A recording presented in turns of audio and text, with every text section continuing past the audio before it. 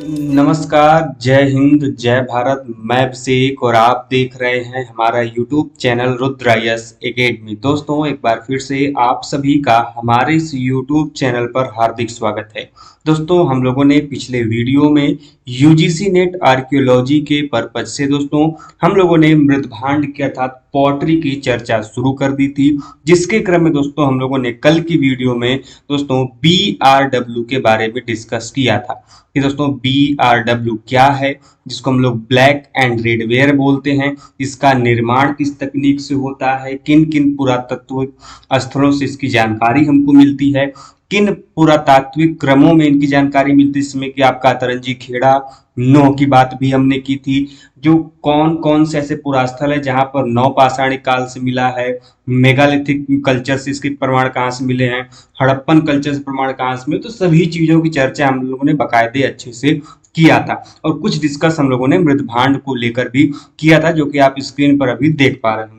इसके पहले कि दोस्तों आज की इस वीडियो में हम लोग आगे की मृदभांड की चर्चा करें, आप सभी से निवेदन है दोस्तों कि यदि आप हमारे चैनल पर नए हो और यूजीसी नेट आर्कियोलॉजी से दोस्तों प्रिपरेशन कर रहे हो दोस्तों, तो हमारे इस चैनल को लाइक, सब्सक्राइब, शेयर करना बिल्कुल भी मत भूलिएगा दोस्तों, क्योंकि दोस्तों एकमात्र ऐसा चैनल दोस्तों जो आपको यूजीसी नेट प्रिपरेशन के लिए सब चीज बहुत ही एक्यूरेट तरीके से एक सीरीज के रूप में प्रोवाइड कराता है। चाहे वो कट ऑफ की बात करें, यूजीसी नेट प्रिपरेशन की बात करें, सब कुछ दोस्तों सिंगल हैंडेडली आपको इसी प्लेटफॉर्म पे मिल जाएगा। दोस्तों वीडियो को लाइक करिए, चैनल पर नए हो तो चैनल को सब्सक्राइब भी जरूर करिएगा।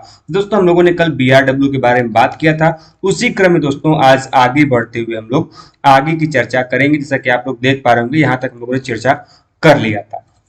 आज दोस्तों हम लोग बात करेंगे गैरिक मृदभांड की लेकर दोस्तों, जिसको हम लोग दोस्तों कपिस मृदभांड भी बोलते हैं, जिसको हम लोग कभी कभी दोस्तों बोलते हैं OCP कल्चर। अब देखिए दोस्तों, जो गैरिक मृदभांड है जिसको मैं बात कर रहा हूं आपसे, OCP culture, OCP awkward colour potteries को बोलते हैं दोस्तों सिंपल फॉर्म में। ध्यान रखिएगा, कई बार इसका पूरा नाम पूछ लिया जाता है, चाहे BRW का नाम हो, NBPW का नाम हो, PGW का नाम हो या फिर OCP का नाम हो दोस्तों, आपको सभी के सभी चीजों को उनके फुल फॉर्म ध्यान में रखने हैं। दोस्तों हिंदी में तो बोलते हैं हम लोग इसको, चाहे गैरिक मृदभांड बोल लें, गेरू वर्णीय मृदभांड बोल लें या फिर कपिस मृदभांड बोल लें, वहीं पर दोस्तों हम लोग इसको इंग्लिश में OCP मृदभांड कह सकते हैं, जिसको हम लोग ऑकर्ड कलर्ड पॉटरी के नाम से भी जानते हैं। अब दोस्तों सबसे इंपॉर्टेंट चीज ये निकल कर आती है, और आपके एग्जाम में यदि आप लोगों ने previous year question paper solve किया होगा तो वहां पर देखा भी होगा कि दोस्तों ये जो गैरिक मृदभांड होते हैं, जो ये OCP कल्चर के दोस्तों हमको जो वेयर मिलते हैं, जो मृदभांड मिलते हैं, इनकी जानकारी दोस्तों सर्वप्रथम 1950 में 1950 में जो बीबी लाल थे, जिनका हाल ही में दोस्तों निधन हो गया, काफी महत्वपूर्ण और जाने माने दोस्तों ये पुरातत्वविद थे, नंबर 1 के आर्कियोलॉजिस्ट यदि हम कहें वर्तमान समय के थे दोस्तों, तो ये बीबी लाल सर थे। और इन्हीं के द्वारा दोस्तों जो गंगा घाटी की बिसौली का क्षेत्र दोस्तों, जिसको बदायूं का क्षेत्र भी कहते हैं दोस्तों, ये बदायूं में स्थित जो गंगा घाटी दोस्तों बिसौली का क्षेत्र है, और जो राजपुर परसू है दोस्तों बिजनौर में, यहाँ पर दोस्तों इन्होंने ही इसकी खोज की थी OCP की। और दोस्तों इन्होंने ही बीबी लाल सर ने ही दोस्तों हस्तिनापुर में जो OCP है इसका नामकरण भी किया था। देखिए दो चीजें आपने जाना, नाम क्या क्या फैक्ट जाने आपने दोस्तों, तो पहला फैक्ट तो ये जाना कि ये जो OCP कल्चर है इसके प्रथम प्रमाण कब मिले, 1950 में मिले। कहां से मिले दोस्तों, तो बिसौली से प्राप्त हुए तथा राजपुर परसू से प्राप्त हुए हैं। किसको प्राप्त हुए हैं, बीबी लाल सर को प्राप्त हुए हैं। ध्यान रखिएगा, आपसे क्वेश्चन हमारा है, कमेंट बॉक्स के माध्यम से बताइएगा जरूर यदि आप सभी देख पा रहे हो। जल्दी, मैं जानता हूं कि आप लोग जल्दी बताते नहीं है, लेकिन जो भी प्रश्न आपसे पूछा जाता है उन प्रश्नों के पूछे जाने के पीछे कुछ न कुछ पर्पज जरूर होते हैं। तो दोस्तों इसको खोज के कहीं ना कहीं से जरूर बताइएगा। कई बार एग्जाम में आया है कि बीबी लाल का पूरा नाम क्या था, हालांकि ये इस वर्ष चर्चा में भी रहा है, इस कारण आपके एग्जाम में पूछे जाने की पूरी संभावना है। बीबी लाल सर से कोई न कोई एक प्रश्न आपके एग्जाम में बनेगा ही बनेगा। दोस्तों बीबी लाल के द्वारा ही हस्तिनापुर में जब इस ओसीपी कल्चर के हमको मृदभांड मिलते हैं तो वहीं पर इन्होंने इस ओसीपी का नामकरण भी किया था। तो नामकरण करने का श्रेय भी किसे जाता है दोस्तों? बीबी लाल सर को जाता है। तो इसके 3 आपको क्षेत्र भी आपको देखिए यहाँ पे मिल गए। पहला बिसौली क्षेत्र आपने जाना, दूसरा क्षेत्र जाना दोस्तों आपने राजपुर परसू, और तीसरा जाना है दोस्तों हस्तिनापुर। तो इन तीनों क्षेत्रों से हमको किस मृदभांड की जानकारी मिलती है? OCP culture. अब ये इन तीनों ही क्षेत्रों में नहीं मिले हैं। इनके अलावा यदि हम इनके प्रसार की बात करें कि कहां तक इनके प्रमाण हमको देखने को मिलते हैं, तो इनके प्रमाण दोस्तों हमको गढ़ेश्वर, जोधपुरा, नोह, जालंधर, कठपाल, झिंझिना, साईपई बहुत इंपॉर्टेंट है, कई बार एग्जाम में यहां से प्रश्न बना है। अहिच्छत्र हो, अतरंजी खेड़ा के बारे में हमने बताया ही था कि जहां पर पीजीडब्ल्यू है, फिर बीआरडब्ल्यू है, फिर लास्ट में आपका यहाँ पर ओसीपी है। ठीक है, इसके अलावा लाल किला, बुलंदशहर, हरिद्वार के पास जो बहराबाद है, बहादुराबाद, वहां से अम्बाखेड़ी से, इन सभी जगहों से दोस्तों ये जो ओसीपी मृदभांड है इनकी प्राप्ति हमको होती है। चाहे वो गढ़ेश्वर हो, जोधपुर हो, नूह हो, जालंधर हो, झिंझिना हो, साईपाई हो, तरंजी खेड़ा हो, अहिच्छत्र हो, कोई भी क्षेत्र हो, इन सभी जगहों से हमको ओसीपी का मृदभांड मिला हुआ। अब इसके साथ साथ देखिए सबसे महत्वपूर्ण जो फैक्ट मैं अभी जो आपको बताने जा रहा हूँ बहुत इंपॉर्टेंट फैक्ट है, वेरी वेरी इंपॉर्टेंट फैक्ट, आपको नोट डाउन कर लेना है। वो फैक्ट क्या है दोस्तों कि इलाहाबाद के जिले में स्थित जो दोस्तों श्रृंगवेरपुर है, अब इंपॉर्टेंट ये हो जाता है कि जो श्रृंगवेरपुर है ये रामायण से संबंधित एक महत्वपूर्ण पुरास्थल है। रामायण काल से, रामायण कालीन माना जाता है इसको। और इसी श्रृंगवेरपुर में दोस्तों इन मृदभांडों की विस्तार की पूर्वी सीमा थी। ध्यान रखिएगा, इंपॉर्टेंट है। अब देखिए दोस्तों ये जो ओसीपी कल्चर हमको मिलते हैं ना, इस ओसीपी कल्चर का विभाजन हमको दो श्रेणियों में मृदभांडों का पुरातत्वविदों ने किया है। पहला ऐसा संस्करण जिसको हम लोग पूर्वी संस्करण बोलते हैं, और दूसरा जो विभाजन दोस्तों वो पश्चिमी संस्करण में हुआ है। तो आपने क्या जाना कि दोस्तों जो ओसीपी मृदभांड है इनको 2 आधारों में बांटा गया है इनके प्रसार क्षेत्र को लेके। एक हो गया पूर्वी संस्करण और दूसरा हो गया दोस्तों आपका पश्चिमी संस्करण। तो कुल 2 संस्करण आपको बताए गए हैं। अब क्या है भाई, तो पूर्वी संस्करण में आपका है लाल किला, दूसरा है आपका अतरंजी खेड़ा, साईपाई से प्राप्त ओसीपी जिन पर हड़प्पा संस्कृति का प्रभाव हमको नहीं दिखता। अब देखिए फैक्ट इंपॉर्टेंट क्या है कि ये जो पूर्वी संस्करण के हमको ओसीपी के मृदभांड हमको यहाँ पर दिखाई देते हैं, इन ओसीपी कल्चर के जो पूर्वी संस्करण के हमको मृदभांड दिखाई देते हैं, इन पे किसी भी रूप में हड़प्पा संस्कृति का प्रभाव नहीं दिखता है, बल्कि जबकि जो पश्चिमी संस्करण के जो मृदभांड है जो कि हमको जोधपुर, सिसवल, मेताथल, बड़गांव, अम्बाखेड़ी या फिर धारा से प्राप्त होते हैं, इन मृदभांडों पर हमको ऐसे ओसीपी मृदभांडों पर हड़प्पा मृदभांडी परंपरा के प्रभाव हमको स्पष्ट रूप से दिखाई देते हैं। तो पूर्वी में कोई प्रभाव नहीं हड़प्पा मृदभांडों का, वहीं पर पश्चिमी में ये प्रभाव हमको दिखाई देते हैं। अब हमने जो आपको नाम बताए यहाँ पर, चाहे लाल किला, तरंजी खेड़ा, साईपाई, जोधपुर, सिसवल, मिताथल, बड़ा गांव, अम्बाखेड़ी, सभी किस संस्करण में आते हैं, ये भी फैक्ट आपको ध्यान में रखना है क्योंकि यहां से भी प्रश्न आपके एग्जाम में बन सकते हैं। आगे चलते हैं दोस्तों, इससे संबंधित कुछ और फैक्ट को जान लेते हैं। दोस्तों ये जो ओसीपी है इसको ऑकर कलर पॉटरी भी कहा जाता है, जैसा कि हमने आपको पहले ही बता दिया है। इनके रंग के आधार पर इनको गैरिक मृदभांड भी कहा जाता है। यह जो मृदभांड होते हैं यह लाल अनुलेपित मृदभांड है जिन पर मुख्यतः काले रंग की कलाकृतियां होती हैं। यह जो मृदभांड बनाए जाते हैं मुख्यतः यह कलश के रूप में होते हैं, और अतरंजी खेड़ा और लाल किला से जो हमको ओसीपी मृदभांड प्राप्त हुए हैं उनकी लाल सतह पर काले रंग से चित्रण किया गया है। ये उनकी कुछ विशेषताएं हैं जो कि ओसीपी कल्चर के मृदभांडों पर हमको मिलती हैं।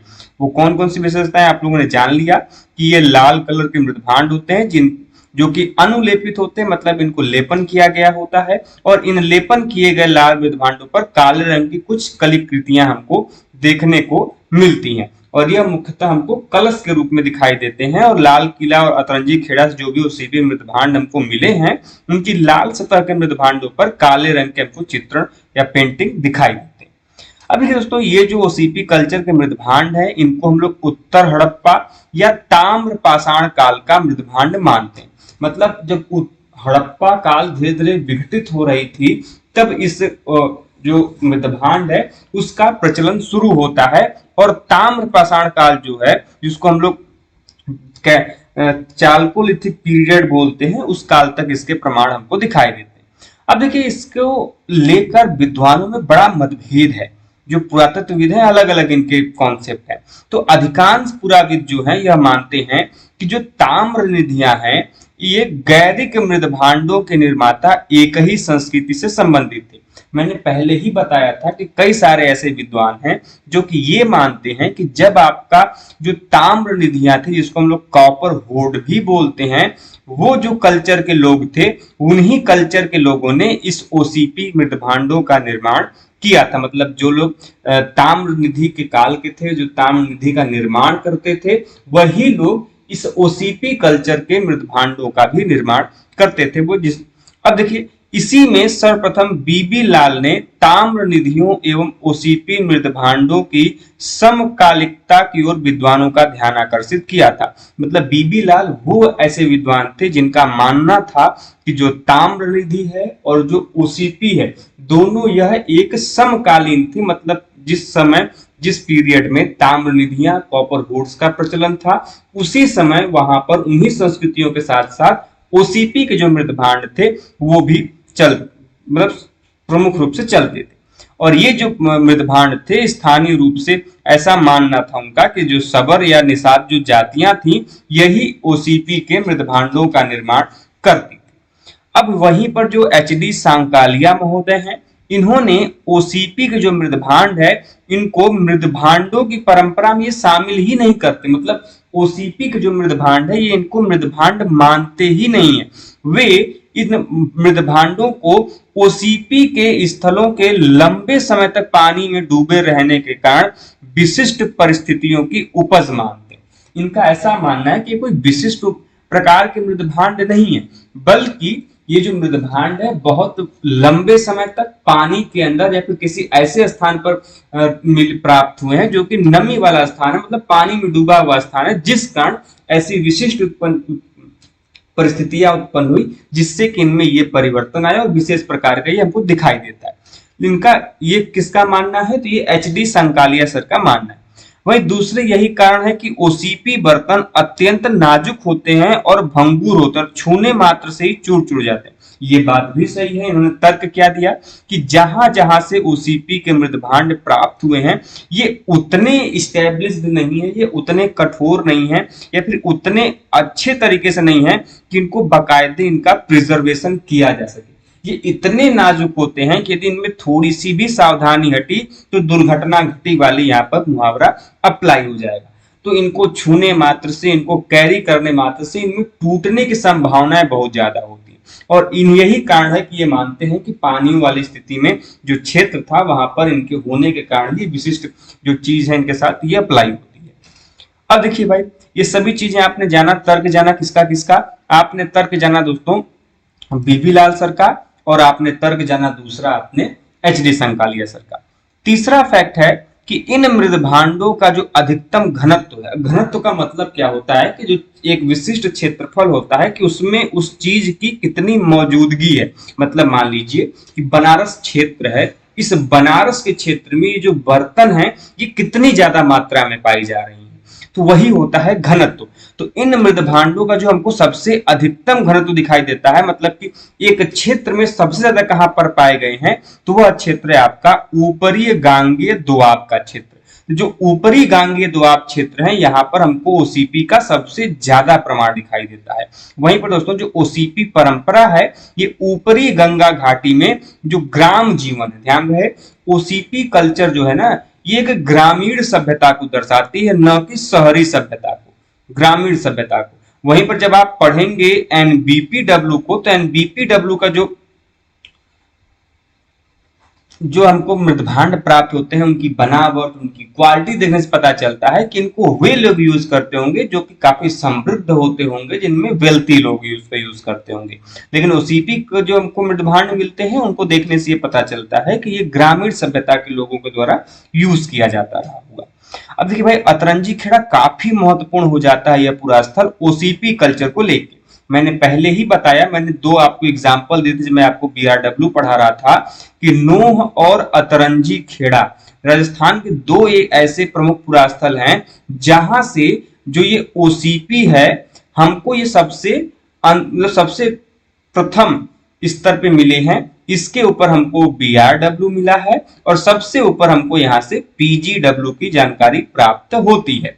तो ओसीपी जो है अतरंजी खेड़ा वाले स्तरों से जहां से हमको ओसीपी की प्राप्ति होती है, अर्थात इस स्तर से धान के प्रमाण मिलते हैं, जौ के प्रमाण मिलते हैं, दालों के प्रमाण हमको यहाँ से दिखाई देते हैं। और वहीं पर डॉक्टर जय नारायण पांडे जो हैं, जिनकी एक बहुत महत्वपूर्ण पुस्तक भी है, आप सभी लोग जानते होंगे, नहीं जानते हैं तो मैं अगली वीडियो में इसके नाम आपको बता दूंगा। तो डॉक्टर जय नारायण पांडे, जिसको हम लोग जेएन पांडे की बुक आप लोगों ने अरे भाई पढ़ी होगी, पुरातत्व के लेकर है, आपको हिंट दे रहा हूं, यदि नहीं पता है तो हमें कमेंट बॉक्स माध्यम से आगे बताइए। मुझे याद है, मैं आपको इतना भी हिंट दे रहा हूं कि जेएन पांडे की बुक है, आर्कियोलॉजी के लेकर बहुत ही बेसिक बुक है, कोई भी बच्चा यदि वो प्रिपरेशन करता है तो वो जानता होगा। तो डॉक्टर जय नारायण पांडे महोदय के अनुसार ये जो ओसीपी कल्चर के जो हमको प्रमाण मिलते हैं, यह ऊपरी गंगा घाटी में कृषि कार्य के प्राचीनतम प्रमाण हमको देते हैं, तथा लाल किला से जो प्राप्त मृदभांड है इन पर ककुदमान वृषभ का अंकन प्राप्त होता है। ये जो फैक्ट है आपके लिए बहुत इंपॉर्टेंट है कि ओसीपी कल्चर का वह मृदभांड कहां से प्राप्त होता है जहां के मृदभांड पर हमको ककुदमान वृषभ के प्रमाण हमको या फिर उसका अंकन दिखाई देता है। तो ध्यान रहे दोस्तों, लाल किला से उसके प्रमाण दिखाई देता है। वहीं पर जो अंबा खेड़ी है, अंबा खेड़ी वह ओसीपी कल्चर का पूरा स्थल है जहां से हमको कुबड़दार वृषभ की मृण मूर्ति भी प्राप्त हुई है। मृण मूर्ति को इंग्लिश में हम लोग टेराकोटा बोलते हैं। टेराकोटा से बनी हुई मूर्ति, मिट्टी से बनी हुई मूर्तियों को मृण मूर्ति कहा जाता है, जिसको हम लोग टेराकोटा बोलते हैं। ठीक है, ध्यान में रखिएगा। तो हम लोगों ने क्या जाना, तो ये दो चीजें हैं जो हमने आज की क्लास में हम लोगों ने डिस्कस किया कि पहला तो हम लोगों ने बीआरडब्ल्यू के बारे में जाना था, दूसरा आज हम जानेंगे आपसे, हम लोगों ने डिस्कस किया किसके बारे में दोस्तों, तो हम लोगों ने डिस्कस किया आज की क्लास में ओसीपी के बारे में। उम्मीद करते हैं दोस्तों कि ये जो फैक्ट था ओसीपी के बारे में आपको अच्छे से समझ में आ गया होगा। दोस्तों यदि वीडियो थोड़ी सी भी हेल्पफुल रही होगी दोस्तों तो वीडियो को लाइक जरूर करिएगा और चैनल पर नए हो दोस्तों चैनल को सब्सक्राइब भी जरूर करिएगा। दोस्तों आप सभी लोग वीडियो जरूर देखते हैं, न वीडियो को लाइक करते हैं, चैनल को सब्सक्राइब कर दोस्तों आप जल्दी से सब्सक्राइब कर लीजिए, क्योंकि दोस्तों आपके लिए ही इतनी मेहनत की जाती है, आपको सभी चीजों को प्रोवाइड कराया जाता है। हमारी पूरी कोशिश रहती है दोस्तों कि आपको हर एक फैक्ट, हर एक जानकारियां आपको दी जाए समय रहते, जिससे कि आपका कोई भी अन्यत्र जाने की आवश्यकता न हो। तो दोस्तों वीडियो को लाइक करिए, चैनल पर नए हैं तो चैनल को सब्सक्राइब भी करिए, और आप सभी से निवेदन दोस्तों कि आपके जितने भी पढ़ने वाले मित्र हैं जो कि तैयारी कर रहे हैं उन तक भी हमारे दोस्तों इस चैनल को पहुंचाइए, क्योंकि दोस्तों ये जो आप लोगों का जो क्षेत्र है आर्कियोलॉजी के बहुत छोटा सा क्षेत्र है, जिस कारणवश ये जो मेरी इसकी रीच होती है बहुत कम हो जाती है। सोचना पड़ता है कि आखिर बनाया जाए कि ना बनाया जाए, क्योंकि इसकी जो व्यूज होती है, जो बाकी चीजें बहुत कम होती, इसलिए बाकी दोस्तों के साथ शेयर कीजिए, जिससे कि मुझे भी थोड़ा सा उत्साह मिले कि नहीं मुझे पढ़ाना चाहिए, वीडियोस बनानी चाहिए आप लोगों के लिए, तो मैं आगे भी काम करता रहूं। तो दोस्तों इसी उम्मीद के साथ कि आप शेयर करेंगे, लाइक करेंगे, चैनल को सब्सक्राइब करेंगे, इसी प्रकार के इन्फॉर्मेशन और अपडेट के साथ जुड़े रहिए हमारे चैनल पर। मिलते हैं नेक्स्ट वीडियो में, तब तक के लिए जय हिंद, जय भारत, हर हर महादेव।